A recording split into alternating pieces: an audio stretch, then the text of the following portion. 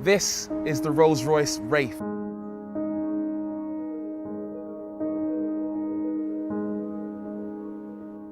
It's a car you'll want to dress up nice for, and yet you'll only ever drive it with bare feet. It's a car that can leave an Aston Martin for dead, and yet you'll only ever drive it well below the speed limit.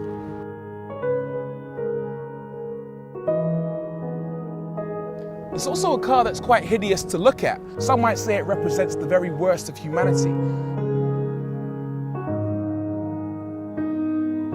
And yet it's a car that everybody loves. Let me show you why.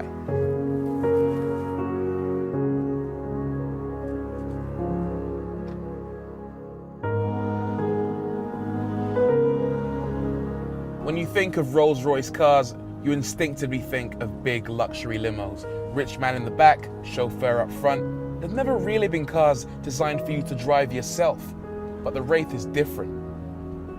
It's designed for owners to take matters into their own hands, to jump up in the box seat and really enjoy the thrill of the road. There are a lot of reasons why you might want to drive this car yourself. First of all, it's Rolls-Royce's most powerful car ever. It's got a big stonking motor, 6.6 litre twin turbocharged V12. It kicks out 624 brake horsepower and 800 Newton meters of torque. That's way more power than a Ferrari 458 Italia and way more torque than a McLaren 650S. It will do 0 to 60 in 4.4 seconds, and the only reason it won't do more than 155 miles an hour is partly because it's limited and it's the size of a house. It handles well too. Alright, the brakes can struggle a bit to keep it in check because it's so heavy, and there's a tiny bit of body roll when you're really pushing on. But you can genuinely have fun with this thing. Forward, backward, around corners. The reality is though, you won't really want to drive it like a hooligan. I'll be the first person to admit that driving a car like you stole it is a lot of fun, but you can get just as much enjoyment from driving the Rolls-Royce Wraith extremely slowly. The steering is incredibly light. All it takes is the slightest bit of input and the car just responds. Likewise, the throttle response, well, it's not too aggressive. It's not so much that it lurches the minute you press it, but it feels like the engine's connected directly to your foot. It's beautiful. The body glides absolutely effortlessly. It doesn't matter whether there are potholes, speed bumps, peasants in the road. You run over anything in this car, you just won't feel it. It's like driving on a magic carpet.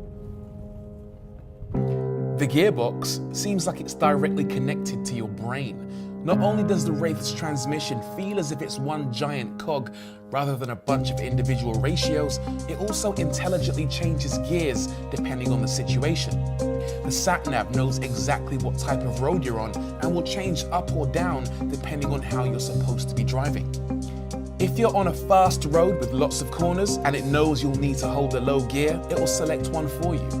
If it detects that you're probably going to have to slow down because you're about to enter a 30-mile-an-hour zone, it will choose a higher gear, making for a smoother drive. It's telepathic. Sure, riding around as a passenger in a Rolls-Royce is an incredibly rewarding experience, but I'm telling you, it's got nothing on driving a Wraith for yourself.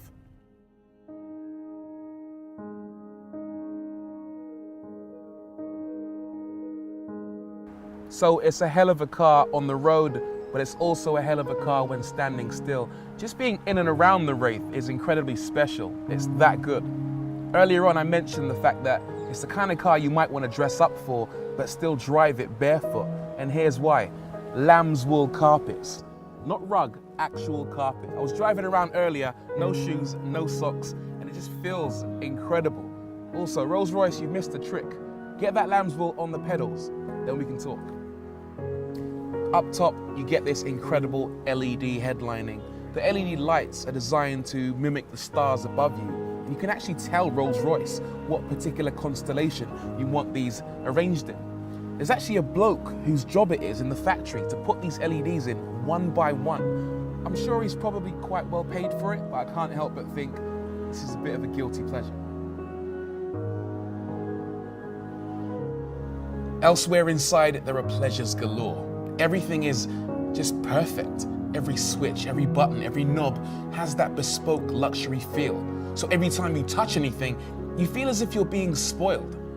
The materials are second to none, with the blend of textures provided by the leather, snakeskin, wood, actually any material you want, Rolls-Royce will install. It all comes together to make what is one of the best cabins money can buy.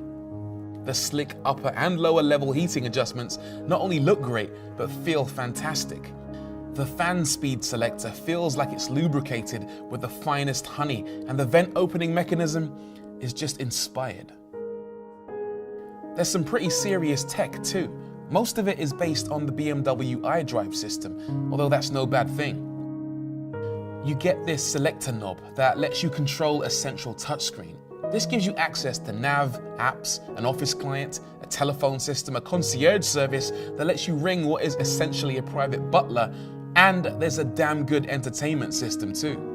There's a telly so you can watch people from the ghetto embarrass themselves on daytime TV, and the audio is piped via the most fantastic sound system from name.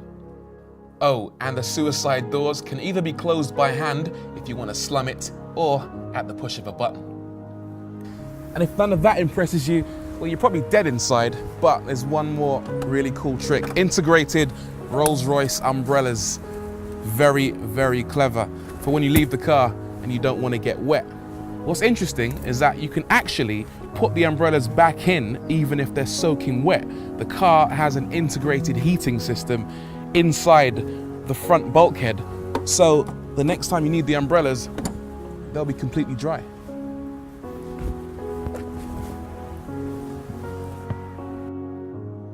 In my job, the most common question people ask me is, you've driven so many cars, what's your favorite?